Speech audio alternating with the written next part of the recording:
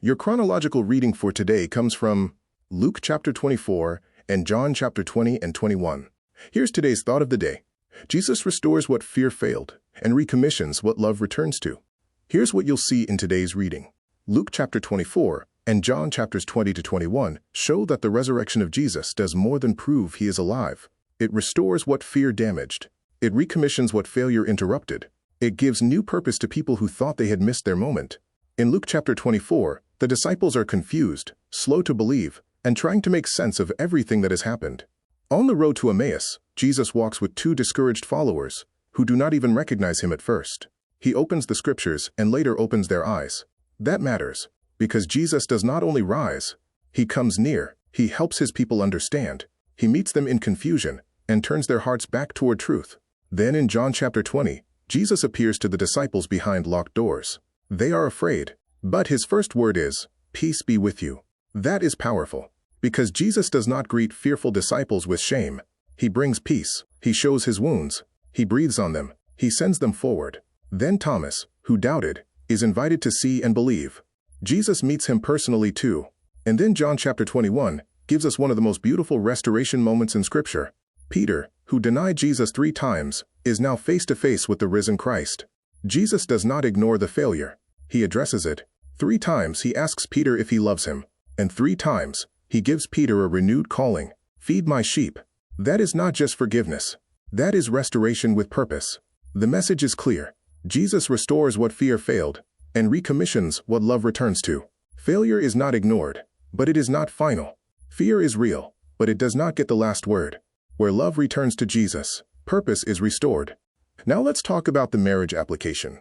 A husband weakens his marriage when he lets past failure, fear, or inconsistency convince him that he cannot still grow, led, and be used by God at home. Peter is a warning, but he is also a hope. He failed publicly. He broke under pressure. He denied the one he loved. But Jesus did not discard him. Many husbands weaken their marriage because they keep living under the weight of what they got wrong, instead of letting Jesus restore what needs to be rebuilt. That can look like staying passive because of guilt, avoiding leadership because of past inconsistency, assuming failure disqualified you, becoming discouraged, instead of returning fully to Christ, letting shame weaken the way you show up at home. A strong husband is willing to bring failure honestly to Jesus, receive his correction without running from him, let love for Christ become stronger than shame, rise again into spiritual responsibility, accept that restoration includes renewed purpose, not just relief. A husband strengthens his marriage when he stops letting fear and failure define him and starts letting the voice of Jesus restore him into faithful love and leadership. A wife also weakens the marriage when she lets disappointment, fear, or past pain convince her that restoration is no longer possible or that she must remain guarded forever. A wife may carry real hurt, real regret, or real disappointment. But these chapters show that Jesus meets people personally in those places. A wife weakens the marriage when she stays emotionally locked behind fear, lets disappointment harden her, keeps replaying failure without returning to Jesus for healing, assumes what was broken cannot become useful again, allows shame or discouragement to silence her faith. A strong wife is willing to bring her hurt and confusion honestly to Christ, let Jesus speak peace into places fear has occupied, receive restoration instead of remaining hidden. Believe that God can still use what felt interrupted. Let love for Christ reopen what fear tried to close. A wife strengthens the marriage when she lets the risen Jesus restore her heart, renew her hope, and bring fresh purpose into how she loves and responds. For both husband and wife, marriage becomes healthier when failure is brought to Jesus instead of buried, and when love returns to him deeply enough to receive both peace and renewed calling. Now let's listen to today's reading of the Word. Luke chapter 24. On the first day of the week, very early in the morning, the women came to the tomb bringing the spices they had prepared. They found the stone rolled away from the tomb, but when they entered, they did not find the body of the Lord Jesus. While they were puzzling over this, suddenly 2 men in radiant apparel stood beside them. As the women bowed their faces to the ground in terror, the 2 men asked them, "Why do you look for the living among the dead? He is not here. He has risen. Remember how he told you while he was still in Galilee, the Son of Man must be delivered into the hands of sinful men and be crucified, and on the 3rd day rise again." Then they remembered his words. And when they returned from the tomb, they reported all these things to the 11 and to all the others. It was Mary Magdalene, Joanna, Mary the mother of James, and the other women with them who told this to the apostles. But their words seemed like nonsense to them, and they did not believe the women. Peter, however, got up and ran to the tomb, and after bending down and seeing only the linen cloths, he went away, wondering to himself what had happened. That same day, two of them were going to a village called Emmaus, about 7 miles from Jerusalem. They were talking with each other about everything that had happened. And as they talked and deliberated, Jesus himself came up and walked along with them, but their eyes were kept from recognizing him. He asked them, "What are you discussing so intently as you walk along?" They stood still with sadness on their faces. One of them, named Cleopas, asked him, "Are you the only visitor to Jerusalem who does not know the things that have happened there in recent days?" "What things?" he asked. "The events involving Jesus of Nazareth," they answered. "This man was a prophet, powerful in speech and action before God and all the people. Our chief priests and rulers delivered him up to the sentence of death, and they crucified him. But we were hoping he was the one who would redeem Israel. And besides all this, it is the 3rd day since these things took place. Furthermore, some of our women astounded us. They were at the tomb early this morning, but they did not find his body. They came and told us they had seen a vision of angels who said that Jesus was alive. Then some of our companions went to the tomb and found it just as the women had described, but him they did not see." Then Jesus said to them, "O foolish ones, how slow are your hearts to believe all that the prophets have spoken? Was it not necessary for the Christ to suffer these things and then to enter his glory?" And beginning with Moses and all the prophets, he explained to them what was written in all the Scriptures about himself. As they approached the village where they were headed, he seemed to be going farther. But they pleaded with him, "Stay with us, for it is nearly evening, and the day is almost over." So he went in to stay with them.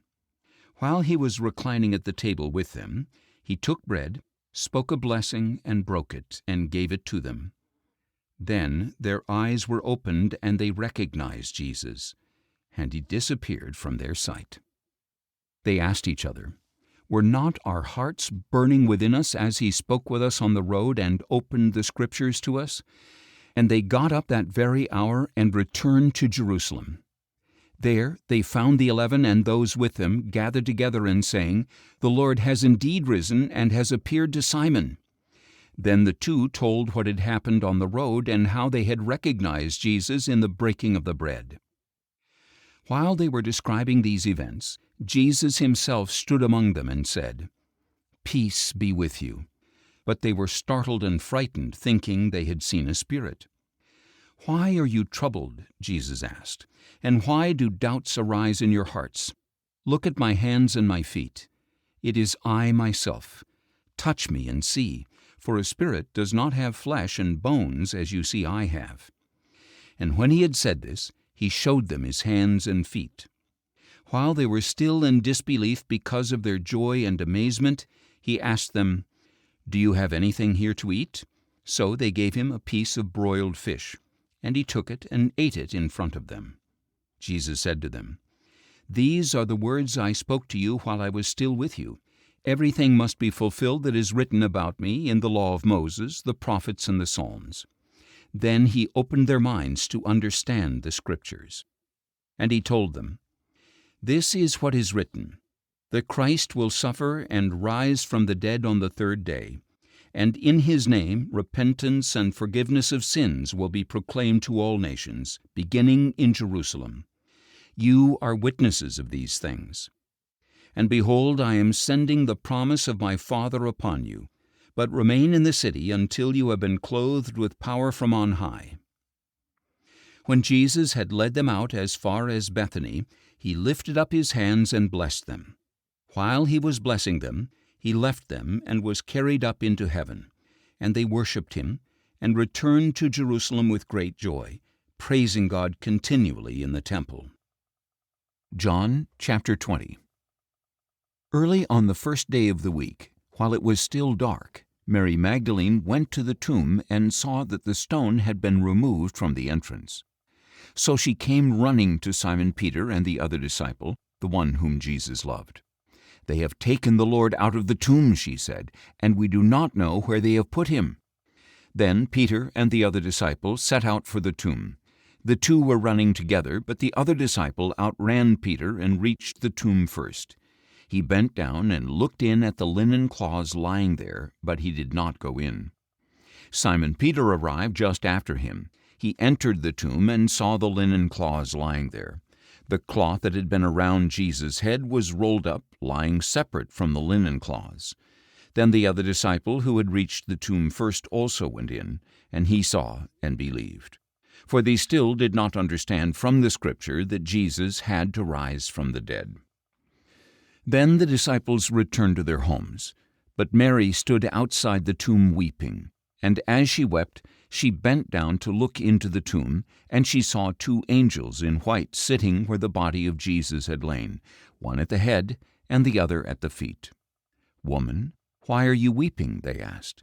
"Because they have taken my Lord away," she said, "and I do not know where they have put him." When she had said this, she turned around and saw Jesus standing there, but she did not recognize that it was Jesus. "Woman, why are you weeping?" Jesus asked. "Whom are you seeking?" Thinking he was the gardener, she said, "Sir, if you have carried him off, tell me where you have put him, and I will get him." Jesus said to her, "Mary." She turned and said to him in Hebrew, "Rabboni," which means teacher. "Do not cling to me," Jesus said, "for I have not yet ascended to the Father.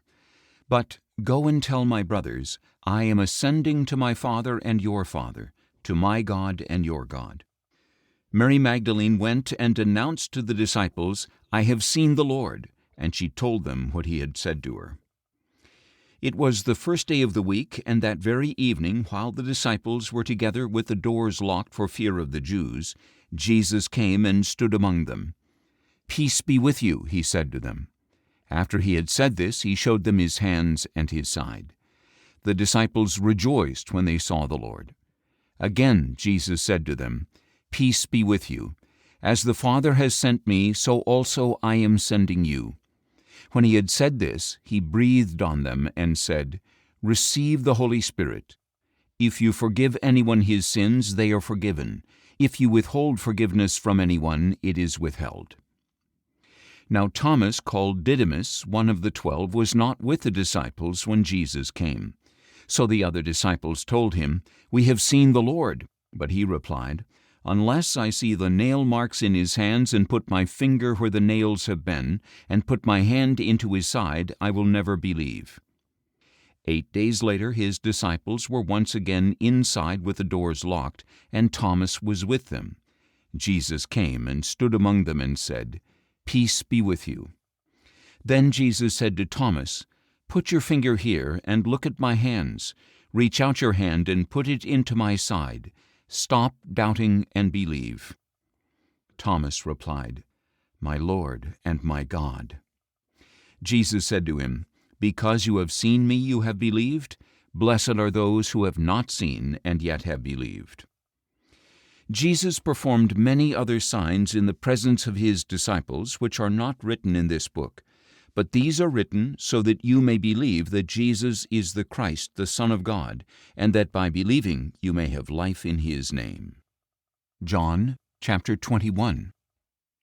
Later, by the Sea of Tiberias, Jesus again revealed himself to the disciples. He made himself known in this way. Simon Peter, Thomas called Didymus, Nathanael from Cana in Galilee, the sons of Zebedee, and 2 other disciples were together. Simon Peter told them, "I am going fishing." "We will go with you," they said. So they went out and got into the boat, but caught nothing that night. Early in the morning Jesus stood on the shore, but the disciples did not recognize that it was Jesus. So he called out to them, "Children, do you have any fish?" "No," they answered. He told them, "Cast the net on the right side of the boat, and you will find some." So they cast it there, and they were unable to haul it in because of the great number of fish. Then the disciple whom Jesus loved said to Peter, "It is the Lord." As soon as Simon Peter heard that it was the Lord, he put on his outer garment, for he had removed it, and jumped into the sea. The other disciples came ashore in the boat. They dragged in the net full of fish, for they were not far from land, only about 100 yards. When they landed, they saw a charcoal fire there with fish on it and some bread. Jesus told them, "Bring some of the fish you have just caught." So Simon Peter went aboard and dragged the net ashore. It was full of large fish, 153, but even with so many the net was not torn. "Come, have breakfast," Jesus said to them. None of the disciples dared to ask him, "Who are you?" They knew it was the Lord. Jesus came and took the bread and gave it to them, and he did the same with the fish. This was now the third time that Jesus appeared to the disciples after he was raised from the dead. When they had finished eating, Jesus asked Simon Peter, "Simon, son of John, do you love me more than these?" "Yes, Lord," he answered, "you know I love you." Jesus replied, "Feed my lambs." Jesus asked a second time, "Simon, son of John, do you love me?" "Yes, Lord," he answered, "you know I love you." Jesus told him, "Shepherd my sheep." Jesus asked a third time, "Simon, son of John, do you love me?" Peter was deeply hurt that Jesus had asked him a third time, "Do you love me?" "Lord, you know all things," he replied. "You know I love you."